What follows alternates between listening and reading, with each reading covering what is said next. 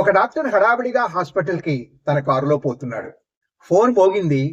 పరధ్యానంగా దాన్ని అందుకోబోయాడు. అంతలో ఒక పిల్లవాడు రోడ్డుకు అడ్డంగా నడుస్తూ కనిపించాడు. ఆ కారు ఆ బాలుని గుద్దేసింది. అద్దంలో చూసి డాక్టర్ షాక్ తిన్నాడు. రక్తం ఓడుతూ ఆ పిల్లవాడు రోడ్డు మీద పడి ఉన్నాడు. డాక్టర్ గారు ఆలోచించి కారు ఆపకుండా వేగంగా పోనిచ్చాడు. చుట్టుపక్కల ఉన్న వాళ్ళు ఆ బాలుడి దగ్గరికి పరిగెత్తుకుంటూ వచ్చారు. అందులో ఎవరో ఒకరు అంబులెన్స్ కు ఫోన్ చేయండి అంటూ గట్టిగా అరిచారు. అంబులెన్స్ రాగానే బాలుని స్ట్రెచర్ మీదకి తీసుకుని హాస్పిటల్కి తరలించారు. హాస్పిటల్లో ఒక నర్స్, పాపం డాక్టర్ గారు, ఒక యాక్సిడెంట్ కేసు వచ్చింది, పిల్లవాడు అపస్మారక స్థితిలో ఉన్నాడు, రక్తం చాలా పోయింది అనింది. ఆ బాలుడితో ఎవరున్నారు? కుటుంబ సభ్యులు ఎవరైనా ఉన్నారా అని డాక్టర్ అడిగాడు. ఎవరూ లేరు సార్, ఎవరో స్ట్రేంజర్స్ తీసుకొచ్చారు. డాక్టర్ విసుగ్గా మొహం పెట్టి, ఆ పిల్లవాడి ట్రీట్మెంట్కి డబ్బు ఎవరు కడతారు?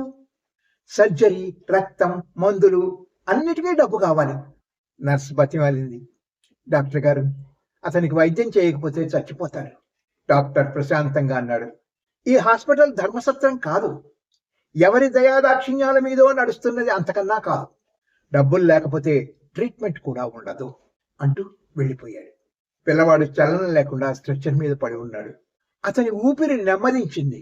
కొద్దిసేపటికి ఆగిపోయింది. నర్స్ పెద్దగా అరిచింది, ఈ పిల్లవాడు చనిపోయాడు.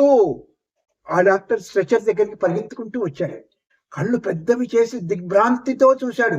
చేతులు వణుకుతున్నాయి. వాడు ఆయన కొడుకే. ఎవరైతే యాక్సిడెంట్ చేసి నిర్దాక్షిణ్యంగా రోడ్డు మీద వదిలేసి వచ్చాడో ఆ బాలుడే.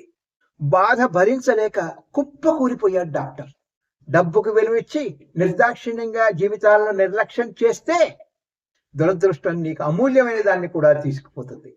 ఇది నిజమని నమ్మితే ఎస్ అని కామెంట్ పెట్టండి. Good luck.